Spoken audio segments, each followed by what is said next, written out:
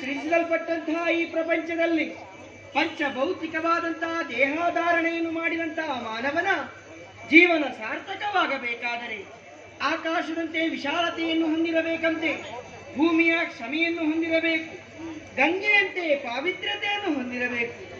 ಇವುಗಳನ್ನೆಲ್ಲವನ್ನು ಲೋಕಮುಖಕ್ಕೆ ತೋರಿಸಿಕೊಟ್ಟವರು ಕಶ್ಯಪ ಬ್ರಹ್ಮರು. ಅವರ 13 ಮಂದಿ ಮಡದಿಯರಲ್ಲಿ ಹಿರಿಯಾಕೆ ಎನ್ನುವೆ ದಿತಿದೇವಿ.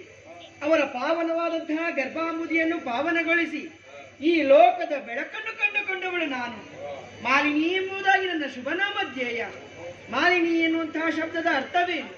ಮಾಲೆಯನ್ನು ಧರಿಸುವವಳು ಎನ್ನುವುದಾಗಿ, ಶ್ರುತಿ ಗತಿ ಮತಿ ಅಹಿಂಸೆ ಎನ್ನುವಂತಹ ಮಾಲೆಯನ್ನು ಧರಿಸುವಳು ಎನ್ನುವುದಾಗಿ ಲೋಕವೇ ನನ್ನನ್ನು ಕೊಂಡಾಡುತ್ತಾ ಉಂಟು. ತಾಯಿಯಿಂದಲೇ ಶೀಲಗುಣಗಳನ್ನು, ತಂದೆಯಿಂದಲೇ ಸಂಸ್ಕಾರವನ್ನು, ಗುರುವಿನಿಂದ ವಿದ್ಯೆಯನ್ನು ಕಲಿತುಕೊಂಡು ಇಷ್ಟು ಎತ್ತರಕ್ಕೆ ಬೆಳೆದು ನಿಂತಿದ್ದೇನೆ. ಆದರೆ ಮನಸ್ಸಿಗೆ ನೆಮ್ಮದಿ ಇಲ್ಲವಾಗಿ ಹೋಗಿದೆ. ಈ ಮನಸ್ಸಿಗೆ ಯಾಕೆ ಪ್ರಜಾರಂಜಕಳಾಗಿ ಮೆರೆಯಬೇಕಾ ಅಂತ ಎನ್ನವ್ವೇ ಚಿಂತಾಕ್ರಾಂತಳಾಗಿ ಶೋಕಾ ಮಂದಿರವನ್ನೇ ಸೇರಿದವಳಿದ್ದಾಳೆ. ಅಮ್ಮ, ನಿನ್ನ ಈ ದುಃಖಕ್ಕೆ ಕಾರಣ ಏನೆಂಬುದಾಗಿ ತಾಯಿಯಲ್ಲೇ ಕೇಳಿದಾಗ ಕರುಳನ್ನೇ ಕತ್ತರಿಸುವಂತಹ ಕಥೆಯೊಂದನ್ನು ಬಿತ್ತರಿಸಿದಳು. ಅದೆಷ್ಟೋ ಅಗ್ರಜರು ನನಗಿದ್ದರಂತೆ. ಸುರಲೋಕದ ಸ್ವಾಧೀನಕ್ಕೋಸ್ಕರ ಅವರನ್ನೆಲ್ಲ ಕಳುಹಿಸಿಕೊಟ್ಟರೆ ದೇವತೆಗಳ ಮೋಸದಿಂದ ಅವರೆಲ್ಲರೂ ಹತರಾಗಿ ಹೋಗಿದ್ದಾರೆ. ತಾಯಿಗೆ ಸಾಂತ್ವನದ ನುಡಿಯನ್ನಾಡಿ ಬಂದಿದ್ದೇನೆ. ಗಂಡು ಮಕ್ಕಳಲ್ಲಿ ಆಗದಂತಹ ಕಾರ್ಯವನ್ನು ಹೆಣ್ಣಾಗಿ ನಾನು ಪೂರೈಸುತ್ತೇನೆ. ನನ್ನಿಂದ ಏನಾಗಬೇಕೆನ್ನುವುದಾಗಿ ತಾಯಿಯಲ್ಲಿ ಕೇಳಿದಾಗ ತಾಯಿಯೇ ಹೇಳಿದಂತಹ ಮಾತು, ಮಗಳೇ ಮಾಲಿನಿ, ನೇರವಾಗಿ ಅರಣ್ಯ ಗರ್ಭವನ್ನು ಸೇರು. ಅನನ್ಯ ಭಾವದಿಂದಲೇ ಹಿರಣ್ಯ ಗರ್ಭನನ್ನು ಮೆಚ್ಚಿಸಿ ತನ್ನ ನಿಜ ಗರ್ಭದಲ್ಲಿ ಪ್ರಪಂಚ ಗರ್ಭವನ್ನು ಆಡುವಂತಹ ಮಗನನ್ನು ವರರೂಪವಾಗಿ ಪಡೆದುಕೊಂಡು ಬಾ ಎನ್ನುವುದಾಗಿ ಜನನಿಯ ಆಜ್ಞೆಯಂತೆ ಈ ವನಕ್ಕಾಗಿ ನಡೆದುಕೊಂಡು ಬಂದಿದ್ದೇನೆ. ಪ್ರಶಾಂತವಾದಂತಹ ವಾತಾವರಣ, ಮನೋಹರವಾದಂತಹ ಪರಿಸರ, ಪ್ರಚೋದಕವು ಪ್ರಬೋಧಕವಂತಹ ಈ ವಾತಾವರಣದಲ್ಲಿ ಕಾಣುತ್ತಿರುವಂತಹ ತಿಳಿನೀರಿನ ಸರಸಿಯಲ್ಲಿ ಮಿಂದು ಶುಚೀರ್ಭೂತವಾದದ್ದಾಯಿತು. ಬ್ರಹ್ಮದೇವನ ಕುರಿತು ನಾನು ತಪಸ್ಸನ್ನು ಆಚರಿಸುವುದೇ, ಆದರೆ ನನ್ನ ಬಗ್ಗೆ ನಾನು ಯೋಚಿಸುವುದು ಬೇಡವೇ? ನಾನು ಕಾಣುವುದಕ್ಕೆ ಯಾವ ರೀತಿ ಇದ್ದೇನೆ?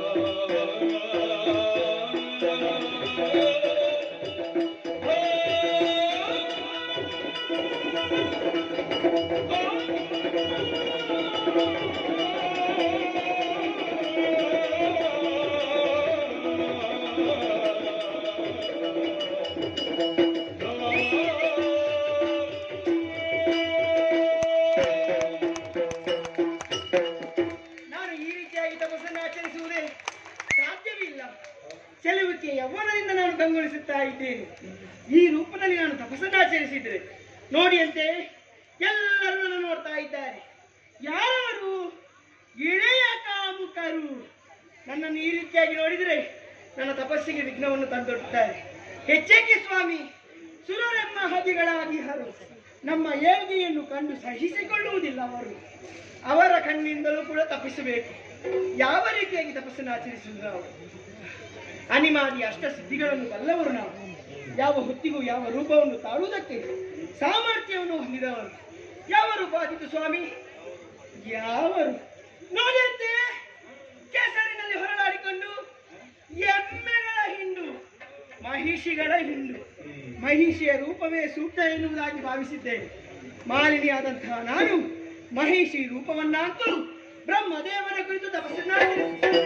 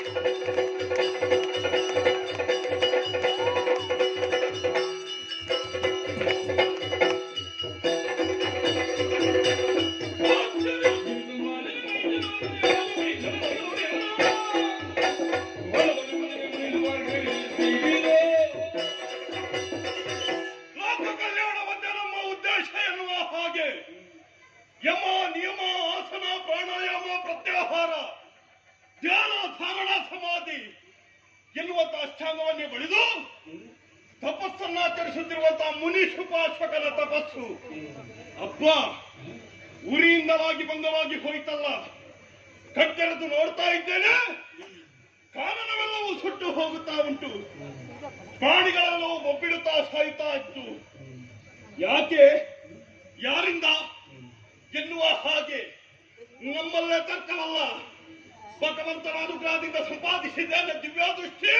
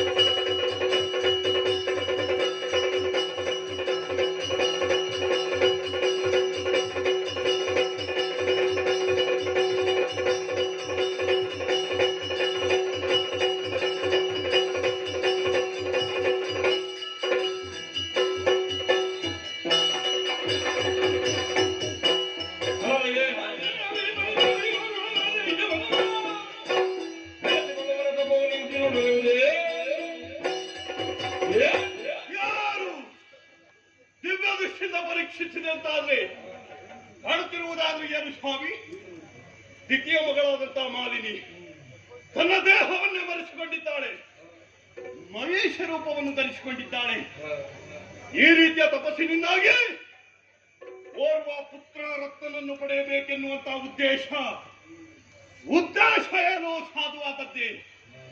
ಆದರೆ ಆರಿಸಿದಂತ ಮಾರ್ಗ ಹೇಗಾಯ್ತು ಗೊತ್ತಾ?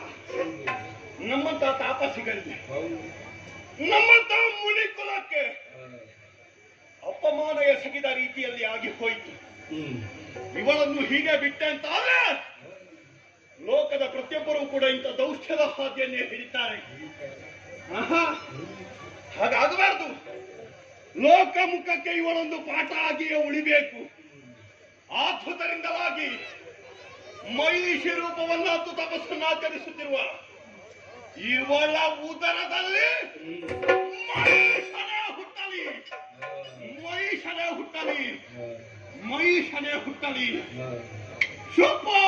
ಶುಕನ ಶಾಪ.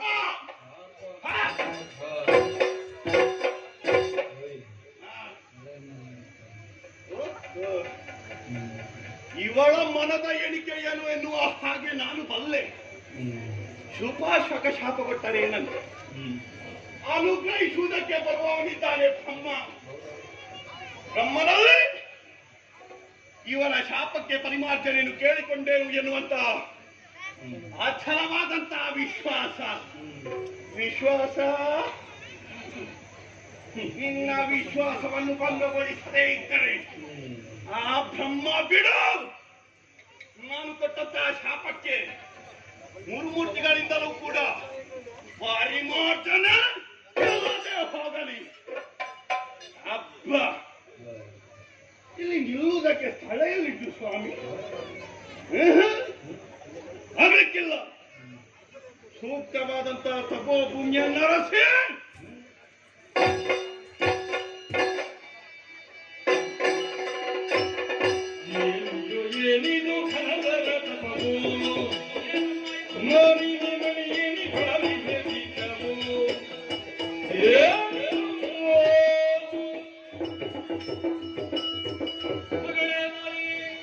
ನಿನ್ನಲ್ಲಿರುವಂತಹ ಅನನ್ಯ ಶ್ರದ್ಧೆ, ಅವಿರತವಾದಂತಹ ಪರಿಶ್ರಮ, ಚಳಿ ಗಾಳಿ ಮಳೆಯನ್ನು ಲೆಕ್ಕಿಸದೆ ನಿರತವಾಗಿದ್ದೀಯ ತಪಸ್ಸಿನಲ್ಲಿ.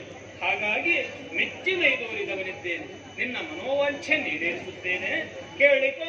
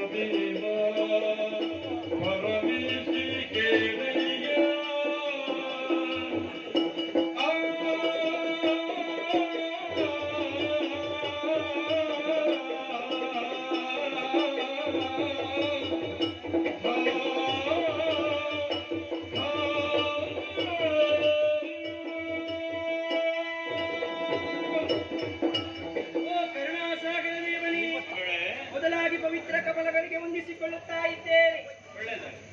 ನಿನ್ನಲ್ಲಿ ಕೇಳುವುದು ನನ್ನ ಉದರದಲ್ಲಿ ಹುಟ್ಟುವಂತಹ ಮಗ ತ್ರಿಭುವನದಲ್ಲಿ ವಿಭುವಾಗಿ ಮೆರೆಯಬೇಕು ಅಂತ ಅವರವನ್ನು ಅನುಗ್ರಹಿಸುತ್ತಂದೆ. ಬಹಳಷ್ಟು ಬಳಲಿದ್ದೆ ಎನ್ನುವುದನ್ನು ನಾನು ಅರ್ಥ ಮಾಡಿಕೊಂಡಿದ್ದೇನೆ. ಯಾರ ಸಂಪರ್ಕಕ್ಕೂ ಸಿಗದೆ ಇಷ್ಟು ದೂರ ಬಂದು ಪರಿಶ್ರಮ ಪಟ್ಟೆಯಲ್ಲ, ಮತ್ತೆ ಕೊಡದೇ ಇರುವುದಕ್ಕಾಗುತ್ತದೆ. ಕೊಡ್ಲೇಬೇಕು. ನಿನ್ನ ಮನದ ಇಚ್ಛೆಯಂತೆ 3 ಲೋಕವನ್ನು ಗೆದ್ದು ಆಳುವಂತಹ ಮಗನೇ ನಿನ್ನ ಉದರದಲ್ಲಿ ಹುಟ್ಟಿ ಬರ್ತಾನ.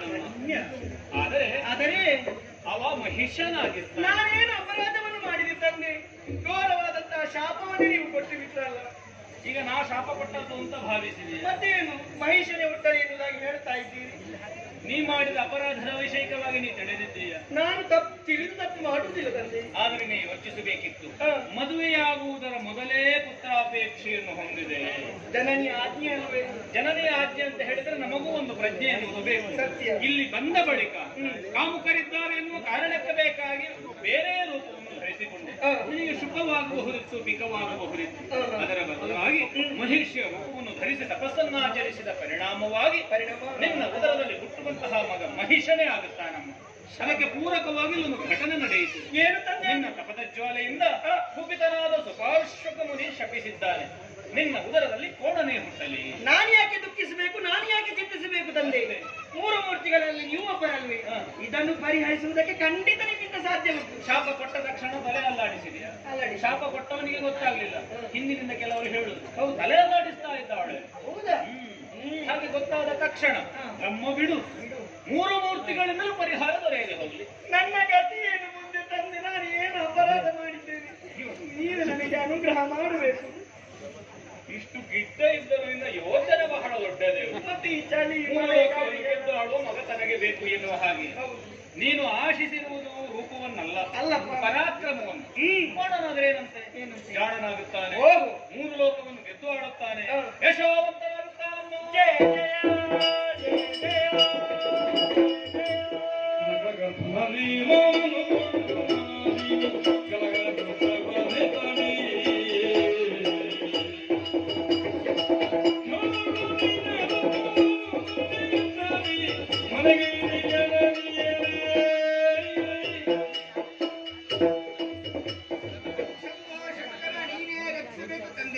ಮರೀತಿ ಸಂಭೂತನಾಗಿರುವ ಕಶ್ಯಪರಿಗೆ ಎಸೆಯುವ ತರುಣಿಯರು 13 ಮಂದಿ. ಅವರಲ್ಲಿ ಹಿರಿಯಾಕೆ ದಿತಿದೇವೆಂದರೆ ನಾನೇ. ಮಗಳಾದಂತಹ ಮಾಲಿನಿಯು ಬ್ರಹ್ಮದೇವನಿಂದ ಬೇಕಾದಂತಹ ವರವನ್ನು ಪಡೆದುಕೊಂಡು ಬಂದಿದ್ದಾಳೆ ಸರಿ. ಆದರೆ ತಾಯಿಯಾದ ನನ್ನ ಕರ್ತವ್ಯ ಮಗಳಿಗೆ ಮದುವೆಯನ್ನು ಮಾಡುವುದು. ಮದುವೆಯನ್ನು ಮಾಡಬಹುದು, ಆದರೆ ಸರಿಯಾದಂತಹ ವರ ಬೇಕಲ್ಲ. ಯಾರಿದ್ದಾರೆ ಎಂಬುದಾಗಿ ನಾನೇ ಯೋಚನೆ ಮಾಡುತ್ತಾ ಇದ್ದೇನೆ, ನಾನೇ ಕೇಳಿ ತಿಳಿದಿದ್ದೇನೆ. ಪಾತಾಳ ಲೋಕದಲ್ಲಿ ಕಾಲಕ್ಕೆ ಅಂಶದಲ್ಲಿ ವಿದ್ಯುನ್ಮಾಲಿ ಎಂಬುವನಿದ್ದನಂತೆ. ಈತನೇ ಸರಿಯಾದ ವರ. ತಡ ಮಾಡುವುದಲ್ಲ, ಓಲೆಯನ್ನು ಬರೆದು ದೂತರ ಮೂಲಕ ಕಳಿಸ್ತೇನೆ.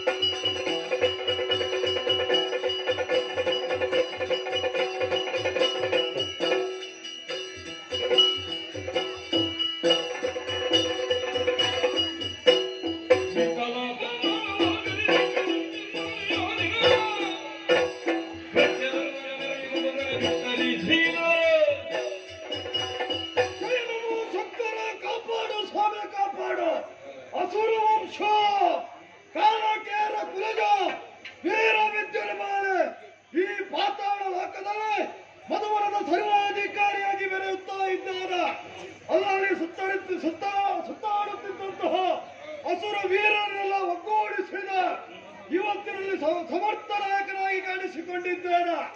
ಜನಬಲವಿದೆ, ಹಣಬಲವಿದೆ, ಅವಬಲ ಇದ್ದರೆ ಅದು ದೈವ ಬಲ ಇಲ್ಲ ಎನ್ನುವ ಕಾರಣಕ್ಕಾಗಿ ಘೋರ ಕಾರಣವನ್ನು ಸೇರಿದೆ, ಅದನ್ನು ಮೆಚ್ಚಿಸಿದೆ. ಬೇಕಾದಂತಹ ಅವರ ಸಂಪಾದನೆ ಆಯಿತು. ಸಂತೋಷದಿಂದ ಅರಮನೆಯನ್ನು ಸೇರಿದಂತಹ ಸಂದರ್ಭ ನನ್ನ ಸಿದ್ಧಿಯನ್ನು ಪ್ರಸಿದ್ಧಿಯನ್ನು ಪ್ರಚಾರವನ್ನು ಅರಿತಂತಹ ದಿತಿದೇವಿ ಕಳುಹಿಸಿಕೊಟ್ಟರಲ್ಲ ಲೇಖನ ಒದಗಿದ್ದಲ್ಲ ಶುಭ ಕಾಲ.